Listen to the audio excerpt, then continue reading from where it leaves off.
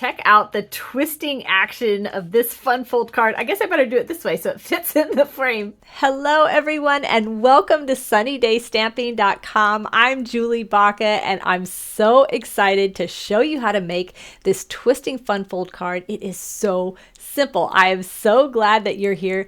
I'm pulling out all the fresh summery colors because I'm telling you what, last night it snowed here in Annapolis, Maryland, and so I need some fresh. So we're going to make some birthday cards and they're going to be really fun. Now, after you watch the video, there's a link in the description of this video that'll take you directly over to my website. To the exact blog post where you can see additional photos of this project just to give you like extra ideas. I'm also going to provide all of the measurements and obviously this video will be linked on there too, so you can reference back on there. Now, if you like the supplies that I use all Stampin' Up! Products and you can purchase them right from my website. I give the complete list of everything I use, but this design can be used with pretty much any stamp set that you have at home. So let's get started.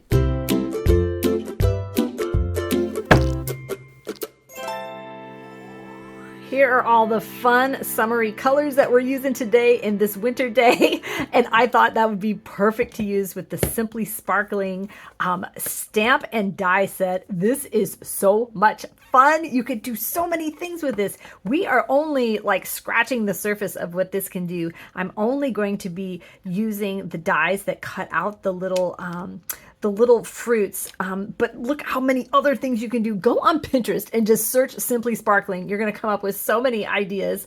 But I wanted to just kind of simplify this project. So if you don't have the die set, you can definitely just cut these out with scissors if you want. As far as other pieces, you're going to need a 4 1/4 by 11 inch piece of cardstock, a square of what other bright color you want to use with a white, and then this is going to be for the inside, and this is going to be our little greeting. So because we're using alcohol markers to get this deep beautiful color, you want to use a water-based ink so that the alcohol markers don't bleed all over the place and so that you keep those nice lines. So I'm using the Memento Black, and you can see that I was bringing the stamp pad to my stamp just because with bigger stamps I like to definitely do that. And even when they're a little smaller, it's sometimes nice to be able to be able to see exactly like, okay, I can see that there's some missing ink on that one, so I can come back and I'm just tapping. I don't know if you can hear that. Just pouncing it up and down, double checking. Does that look nice and black? A little bit on the inside there. So you just keep going until you've got a nice deep color, and then you stamp. I'm stamping on the Stampin' Pierce mat just to give, it gives a little bit of cushion so that you just get a better impression on your stamps, especially these photopolymer ones. Now we'll go ahead and stamp on the inside also, so that has time to dry. And then we need one more piece of fruit for the front. We're making a lemon soda, so I'm going to do a lemon on the front. So we're going to set all these pieces aside and we'll color them in later, and I'm going to show you how to make that twisting base. So for your card base, you're going to need a 4 1/4 by 11. So really just slicing a piece of cardstock directly in half, and then you're going to score it at 5 1/2. Remember, I've got all the measurements for this over on my website. Now you're just going to scoot this over to 4 1/4. Now you're not going to score all the way. We're just going to make a little mark with the score, what's this called? A score blade? I don't know. I'm just making a little mark there. You may not be able to see it, but in person, you're going to be able to see that. And now I'm just going to pull this down. I'm going to hold it on that score line. And well, I got to pull this down a little more. Hold it on the score line. Oh, I got messed up. And now rotate this corner, the one that was closest to the top of your cutter, and rotate it right into that cutting trough. Now don't cut it. Make sure that your cutting blade is out of the way, and now we're going to score it. So that is all you need to make the twist. And we didn't even have to really measure that diagonal piece like we did it all on our paper trimmer. So easy. So go ahead and fold along the fold line that is folding your card in half, and then fold back your triangle. And don't worry about it. We are going to double check that it is folded the right way, but just go ahead and do it right now. So the way you want this to be is actually opposite of what I've got. You want the triangle to be, oh, I made so many mistakes when I made this. Okay, you want the triangle to be like this. There we go. So that's what I'm saying. Just go ahead and fold your card base up and then think it through about where you want your triangle, and you want it folded up into the top left. That way, when you open your card, the soda can is going to be in the right direction here, and when you open it, it's going to be in the right direction. I made an example because, you know, I make a lot of examples to show you at the end. I made an example where I made a mistake on it, and I'll show you how I fixed that. Now we're going to decorate our card base by just grab one of these images that really that you want to use, something that really strikes your interest. And for me, it was these little bubbles, and I'm just going to use that to decorate my card base. So I'm going to turn it around, and we're going to stamp just along this strip right here. But I'll show you, you can definitely stamp over onto your triangle because we're going to be covering that up anyway, but it's going to leave a nice crisp edge, and I'll show you because we're stamping over it. It'll leave a nice interesting edge. So you can see it leaves that like you've used a piece of masking tape. So that is going to be the side of our card over here. Now, when they open it up, we want it to look cool on the inside here. So go ahead and grab another image out of your stamp set, and we want to fold this under because this is where the inside of your card is going to go. So you don't really want stamps coming down off of there. So we're going to fold this under, and we're going to use the image. I'm going to do the lemons. And I'm going to just stamp all over the inside, so when they open it, they see that. Now you can see I'm stamping over into this triangle part here. Don't worry about it. This is where we're going to glue that focal point right on there. Now I'm going to grab this little word, Simply Sparkling. Look at all these little tiny things that you can put in here, and I'm just going to intersperse these among the lemons, just a couple of them. All right, so now we'll set this aside and go ahead and grab your stamped images from before, and we're going to color these in. Now, I'm going to be using Stampin Blends. These are Stampin' Up's alcohol markers, and they are so addicting. I'm not one who really loves to color, but these make it so enjoyable. They are so smooth. They don't leave lines like a regular marker, and they come in a pack of 2, so that you get a light one and a dark one, so that you can really blend them together to get some amazing, just deep color and dimension too. So I like to color in with my light color first. And I do like to leave one spot open, especially with an image this large. I like to leave one spot open with white, and I'll show you what I'm going to do with that. Now come back in with your dark, and where the artist from the stamp set has put some shading, that's where you are going to put some shading, unless you're a really good artist and know where to do that. I am not. I just have to copy what they've done here. So now that's the dark. Now I'm going to go back with the light, and I'm going to just kind of go around and round over the dark and mixing it together until it is nice and blended. And you do have to kind of wait for this to develop. After it dries, it will really blend in together, and you can go over and over and over this without damaging your paper at all. Like a regular marker, when you color on it, it can start to pick up the fibers. Alcohol markers don't do that. And now, lastly, I'm going to color just once over that light area. So that's going to give the lightest part, and then it's going to gradually get darker.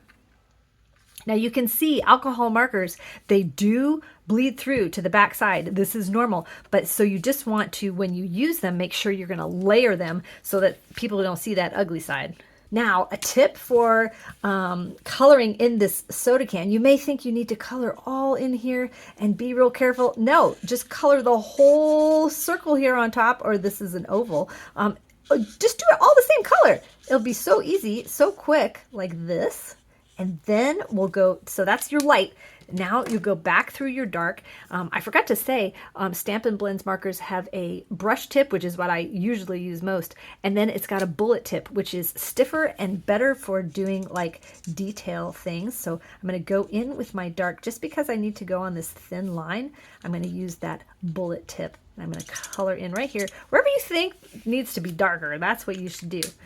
Now, make sure when you are using your markers that you make sure you put the caps right back on. Alcohol, as you know, dries really quickly. Like when you use rubbing alcohol, like in Purell and stuff, it dries quickly. So you want to make sure you hear that click when you put your cap on to make sure that they stay nice and luscious.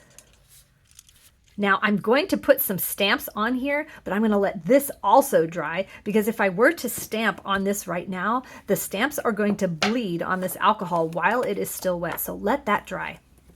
And then just bring in your other pieces and color those up. One thing that is so awesome about Stampin' Up! Is all of their papers, their inks, and their markers all completely match. And that makes such a difference when you are trying to make a card that looks amazing. You wouldn't believe by just having the right colors that match makes such a difference.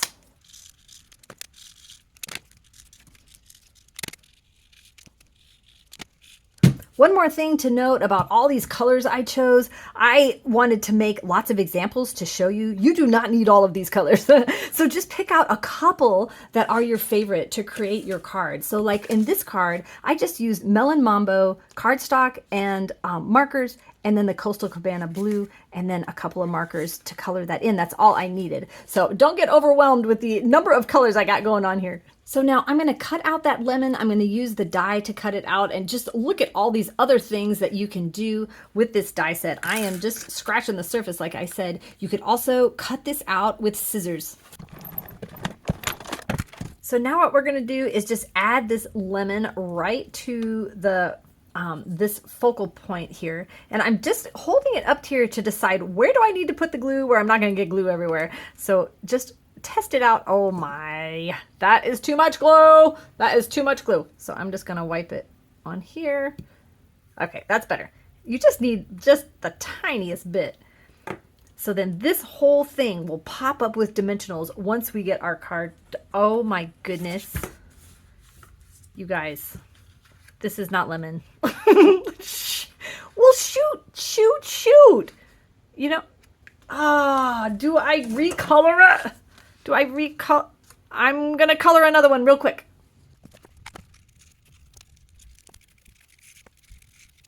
Okay, I don't know. I think I saw this Calypso coral color and was like, I need to color it that color. So let's see what looks better. Oh yeah, that's better. Okay, don't worry. I'm not gonna waste this. I'll make another card. Okay, so now we'll go ahead and stamp a little something into this can. And I think instead of on this one where I used the same color, I think I'm going to just make this one stand out a little bit. And we'll use the Calypso coral, but on the lemon lolly.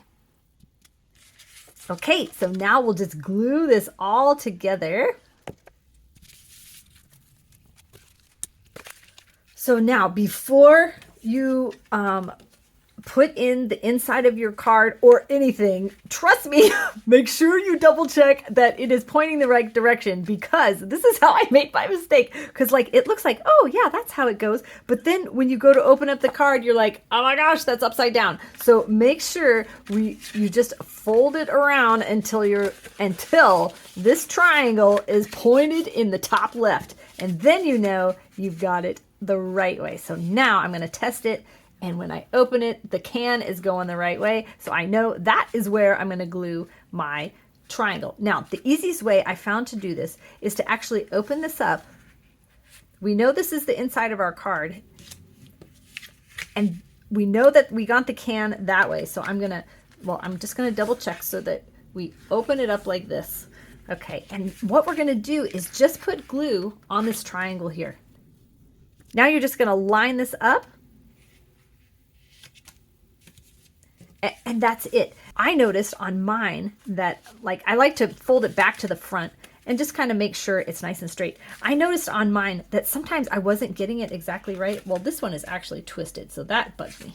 Hold on. That there's this little lip just because of maybe a scoring error, or I didn't get this completely like it's you can see that it's overlapping a little bit, but you know what? I love this little bit of the card base coming on over here. I think that just really makes it awesome. So the whole point is, don't stress about it, just go with it. Now we'll open up the card and put the inside in. I can't wait to show you guys all the examples I made. Just going to give you a lot of extra ideas. Okay, now lastly, you want to add some Stampin' Dimensionals to affix this to the front. Now, but we want to make sure we do not want to stick this to the blue part because we want this to open up. So you just kind of put it there and decide, okay, where do I not want a Stampin' Dimensional? We don't want it in this corner, but we can put them all over the place over here. And I like to put it at an angle. I like the whatever fruit it is to kind of be overlapping the can.